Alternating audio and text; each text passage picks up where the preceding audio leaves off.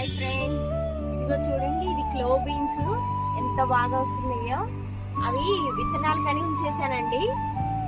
అవి పెద్దగా అవుతాయి అన్నమాట.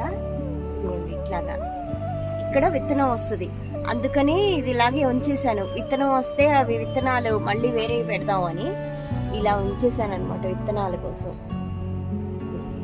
ఎంత బాగా వస్తున్నాయో.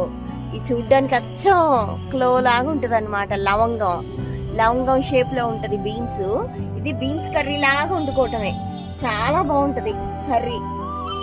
చాలా ఈ ప్రోటీన్స్ ఎక్కువ ఉంటాయి దీనికి, హెల్త్ బెనిఫిట్స్ చాలా ఉన్నాయి, అందుకని ఇది పెంచుతున్నాను నేను. చూడండి ఎంత బాగుందో. ఇది క్లో లాగా.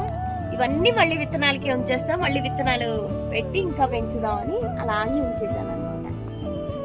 చాలా అందంగా ఉంది. ఇది భలే ఉంది అసలు.